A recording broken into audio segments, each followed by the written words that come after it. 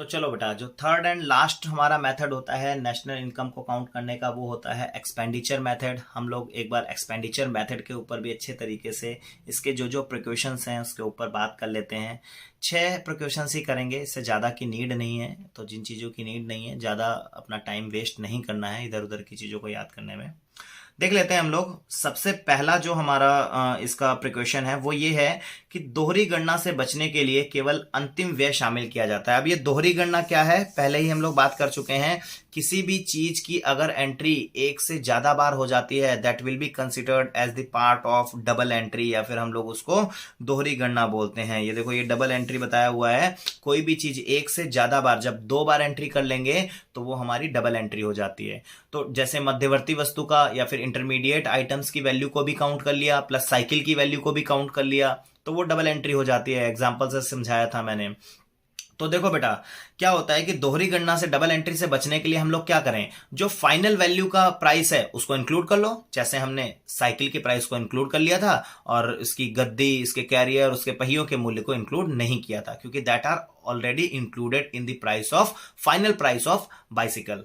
तो ये ध्यान रख लेना आप लोग कि दोहरी गणना से बचने के लिए हम लोग क्या लेते हैं, सिर्फ और सिर्फ अंतिम व्यय, यानी कि जो फाइनल कंजम्पशन या फिर जो फाइनल एक्सपेंडिचर होता है, केवल उसको ही हम लोग काउंट करते हैं। जैसे हम लोगों ने देखा था, फाइनल प्राइवेट कंजम्पशन था, फिर फाइनल गवर्नमेंट कंजम्पशन था। गवर्नमेंट ने जो फाइनल कंजम्पशन करा उसको शामिल किया, जो प्राइवेट ने फाइनल कंजम्पशन किया उसको शामिल करा। Intermediate consumption was not the part of national income. तो आप लोगों को भी ध्यान रखना है कि हमेशा we will count up to the final consumption, या फिर जो फाइनल आपका कंजम्पशन होगा उसे ही शामिल करेंगे।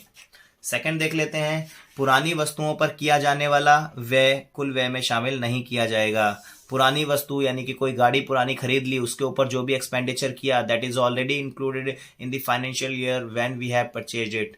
तो ये ध्यान रख लेना, जब हमने वो कार खरीदी थी 5 लाख रुपए की, तो 5 लाख रुपए उसी साल में इंक्लूड हो गया था। इस साल अगर मैं 2 लाख रुपए की और उसमें एंट्री करूंगा तो कार की वैल्यू बन जाएगी 5 + 2 7 लाख, और एग्जैक्ट वैल्यू जो कार की थी वो कितनी थी, सिर्फ 5 लाख। पुरानी वीडियोज में कर चुके हैं हम लोग। तो ये तीनों ही मेथड्स में ये वाली जो थी हमारी सेम है कि पुरानी वस्तुओं पर किया जाने वाला व्यय शामिल हम लोग नहीं करते हैं।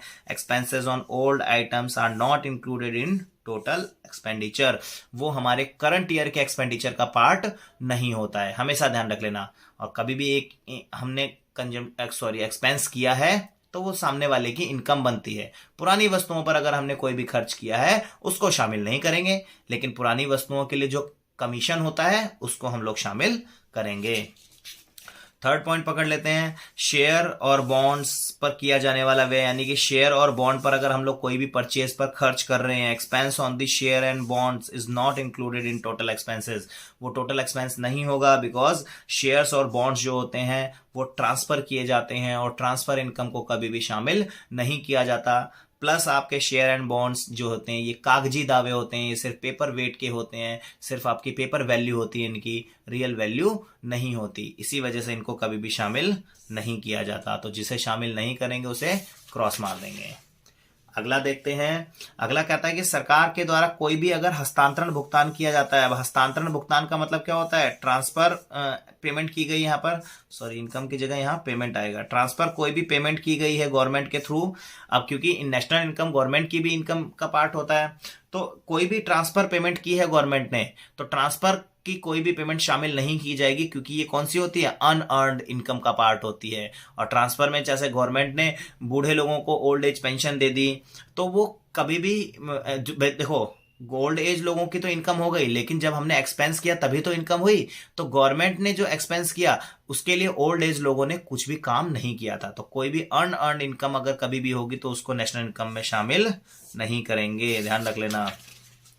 अगला आ जाता है स्व उपभोग के लिए उत्पादन पर होने वाला व्यय, यानी कि खुद के लिए, यानी कि हम लोग अपने सेल्फ कंजम्पशन के लिए अगर कोई भी हम लोग प्रोडक्शन करते हैं उसकी वैल्यू को हम लोग इंक्लूड करेंगे। रीजन ये होता है क्योंकि अगर हम उन वैल्यूज को मार्केट से परचेज करके लाते हैं तो मार्केट में भी हम लोगों को कुछ ना कुछ वैल्यू पे करनी पड़ेगी। अब अगर हम घर में कर रहे हैं तो उसकी वैल्यू तो है, एटलीस्ट आपने मार्केट से परचेज नहीं किया, लेकिन फिर भी उसकी it has some value in market.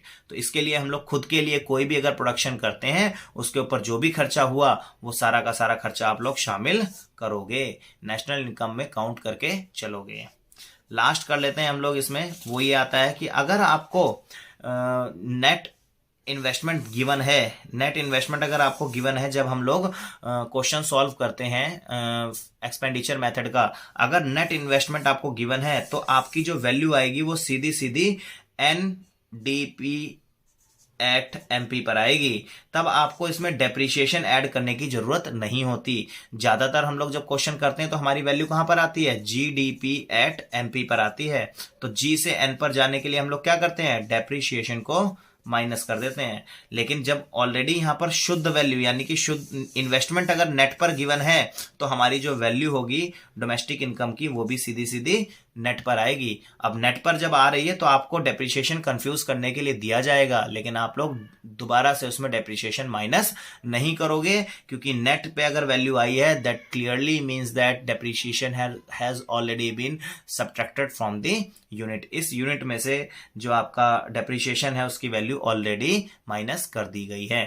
तो ये बस आप लोग ध्यान रखना, ये 6 आसान से हमारे प्रिकॉशंस थे जिनको करना जरूरी होता है और ये क्वेश्चंस रिपीटिवली आ जाते हैं। तो आप लोगों को अपने अच्छे तरीके से इन क्वेश्चंस को याद करना है। ठीक है बेटा, तो इस वीडियो को ज्यादा लेंथी नहीं करेंगे, फिनिश करते हैं इस वीडियो को ताकि आगे वीडियो बनाई जा सके।